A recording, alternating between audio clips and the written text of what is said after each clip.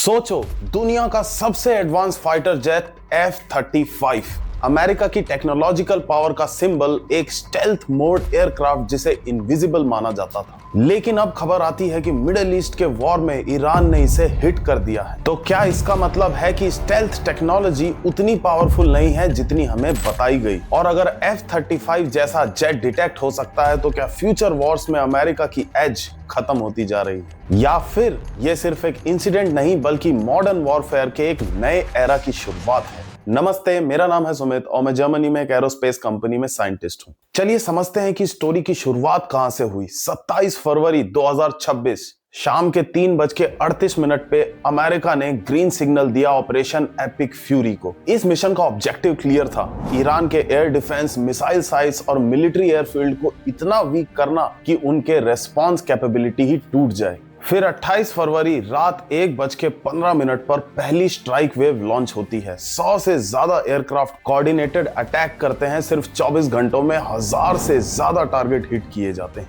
ये सिर्फ अटैक नहीं होते, ये सिस्टम को ओवरलोड करने की एक स्ट्रेटेजी भी थे। फिर इसी महीने 1 से 2 मार्च के बीच फोकस शिफ्ट होता है ईरान के कमांड सेंटर्स, नेवल फोर्सेस और बैलिस्टिक मिसाइल साइट्स पर। इसी बीच B-2 स्टेल्थ बॉम्बर भी डिप्लॉय किए जाते हैं। ये लिटरली ऐसा एरोप्लेन है जो रडार के पकड़ में नहीं आता है, जो F-35 से भी ज्यादा एडवांस्ड है। और इसी टाइम पर F-35 और F-18 jet continuous day and night strike करते हैं ईरान पर। इसी टाइम पर वॉर अब full scale air dominance phase में एंटर कर चुका होता है। 15 से 19 मार्च के बीच अमेरिकन स्ट्राइक्स और ज्यादा डीप हो जाती है। ईरान के अंदर तक जाकर ये लोग स्ट्राइक करते हैं। रिपोर्ट्स के मुताबिक 7000 से ज्यादा टारगेट हिट हो चुके हैं अभी तक।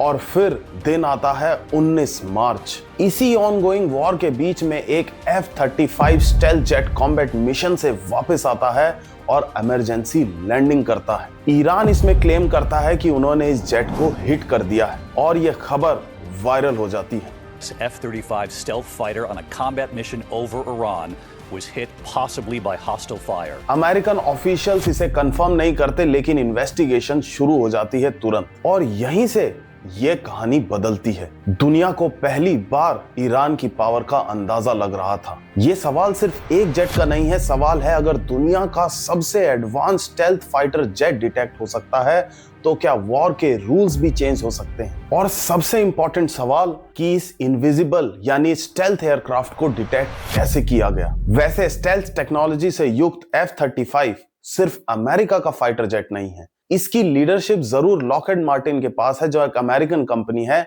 लेकिन असल में ये एक ग्लोबल प्रोजेक्ट जिसे 8 देशों ने मिलकर डेवलप किया है। USA, UK, Italy, Netherlands, Australia, Canada, Norway और डेनमार्क। अब इस चीज को समझने के लिए कि इतनी बड़ी ये न्यूज क्यों बन गई, हमें ये समझना होगा कि स्टेल्थ का मतलब क्या होता है। स्टेल्थ का मतलब कोई इनविजिबिलिटी नहीं होती है। इसका यह मतलब नहीं होता है कि एयरप्लेन इनविजिबल हो गया। आजकल सोशल मीडिया पे एक क्लेम वायरल हो रहे हैं कि अमेरिका एक्सपोज हो गया, उसका एयरक्राफ्ट काम नहीं किया। लेकिन मैं आपको इस वीडियो में समझाऊंगा कि इसकी टेक्निकलिटी क्या होती है, स्टेल्थ का एक्चुअल टेक्निकल मतलब क्या होता है। देखिए, जो स्टेल्थ मोड है ये हैरी पॉटर के कोई इनविजिबल क्लॉक की तरह नहीं है। ये स्टेल्थ का मतलब होता है डिफिकल्ट टू डिटेक्ट। मतलब इसे आसान भाषा में अगर हम समझे, जैसे रात में अगर कोई चोर काले कपड़े पहनकर अगर छुप जाता है तो वो गायब नहीं होता, बस देखना मुश्किल हो जाता। अब इस एयरक्राफ्ट में ऐसी 3 चीजें हैं जो इसे स्टेल्थ मोड में बनाती है। देखिए, जो नॉर्मल प्लेन होते हैं वो एक रडार के लिए एक मिरर का काम करते हैं। जैसे ही रडार वेव्स उस पे हिट करती है, एज इट इज वो रडार वेव्स वापस चली जाती है, जिसकी वजह से वो प्लेन बिल्कुल क्लियरली दिखता है, नॉर्मल प्लेन। तो ये F-35 का मैजिक काम कैसे करता है? तो सबसे पहली चीज है इसमें शेप मतलब ये पूरा ज्योमेट्री का गेम है। स्टेल्थ जो जेट होते हैं जैसे F-35 या B-2 बॉम्बर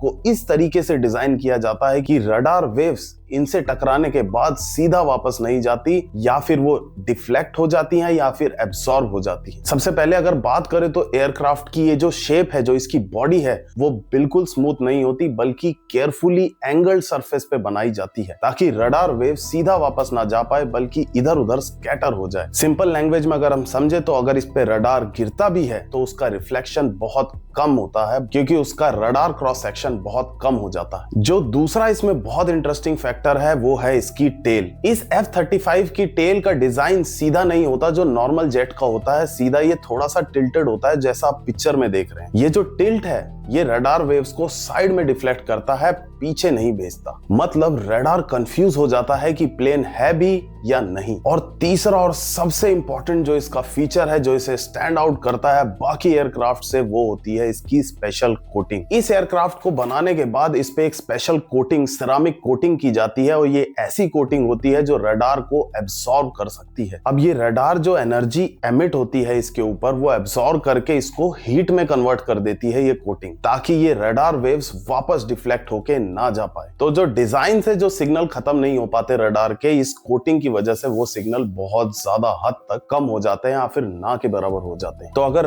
रडार का सिग्नल ही वापस नहीं जाएगा तो ऑब्जेक्ट एग्जिस्ट ही नहीं करता उस रडार के लिए। तो अब तक ये F-35 आप लोगों को एकदम परफेक्ट लग रहा होगा, एकदम perfect shape, perfect coating, design भी इतना परफेक्ट। तो फिर प्रॉब्लम हुई कहां, कैसे ये डिटेक्ट हो गया F-35? देखिए प्रॉब्लम ये है कि नेचर को बेवकूफ बनाना इतना आसान नहीं होता, लेकिन रियल वर्ल्ड में हर टेक्नोलॉजी की लिमिटेशंस होती है जो हमें समझनी पड़ेंगी। लगभग जितने भी एयरक्राफ्ट होते हैं उनकी एक सबसे बड़ी वीकनेस होती है, वो होती है हीट। जेट इंजन और एग्जॉस्ट बहुत हाई टेम्परेचर पर काम करते हैं, 1000 से 1500 डिग्री सेल्सियस, इसलिए वो इंफ्रारेड रेडिएशन एमिट करते हैं। अब ये इंफ्रारेड रेडिएशन होती क्या है, तो फिजिक्स के जो बेसिक रूल होते हैं, अगर आप किसी भी ऑब्जेक्ट का टेम्परेचर एब्सोल्यूट 0 से ऊपर यानी -273 डिग्री सी से ऊपर ले जाते हैं तो वो रेडिएशन एमिट करती है, और जितना ज्यादा वो ऑब्जेक्ट गर्म होगा उतनी ज्यादा वो स्ट्रांगली वो एमिशन करेंगे। इसीलिए जो F-35 जो स्टेल्थ जेट है वो रडार से तो डिटेक्ट नहीं किया जा सकता, लेकिन उसकी हीट से डिटेक्ट किया जा सकता है। हालांकि इस F-35 में इस इंफ्रारेड सिग्नेचर को भी खत्म करने के लिए डिजाइन फीचर लगाए गए हैं, जैसे कि इसमें कोल्ड ब्लॉकेज नोजल अरेंजमेंट है, एग्जॉस्ट रिलेटेड सिग्नेचर डिटेक्शन है, लेकिन ये सिग्नेचर जो हीट का सिग्नेचर है इसको ये पूरी तरह खत्म नहीं कर सकता। इसीलिए ईरान ने इलेक्ट्रो ऑप्टिकल या फिर इंफ्रारेड सिस्टम यूज किए होंगे इस एयरक्राफ्ट को डिटेक्ट करने के लिए, जो इसकी हीट को पकड़ते हैं, और जो वीडियो में भी दिख रहा है इसके हीट सिग्नेचर से स्ट्राइक होती नजर आ रही है। अब ये जो इलेक्ट्रो ऑप्टिकल सिस्टम है ये नॉर्मल रडार जैसा काम नहीं करता है। जो नॉर्मल रडार होता है वो रेज फेंकता है और वही रेज वापस आती है। ये जो रडार सिस्टम है, इंफ्रारेड रडार सिस्टम, ये आंखों से नहीं बल्कि हीट से इमेज बनाता है। जैसे हमारे थर्मल कैमरास होते हैं जो रात के अंधेरे में भी बॉडी की हीट से आदमियों को पहचान सकते हैं। तो इसको आप नॉर्मली ऐसे भी समझ सकते हैं कि रात में अगर कोई चोर आया, उसने काले कपड़े पहन लिए तो वो आपको दिखाई नहीं देगा, लेकिन वहीं उसने अगर हाथ पे एक मशाल पकड़ी हुई है तो वो मशाल के जरिए आप उस आदमी को पहचान सकते हैं। और यही जो ये मशाल थी, ये आप इंजन का एग्जॉस्ट इसको समझ सकते हैं, और इसी एग्जॉस्ट की वजह से बताया जा रहा है कि ये F-35 डिटेक्ट। दोस्तों आज का वॉर सिंपल रडार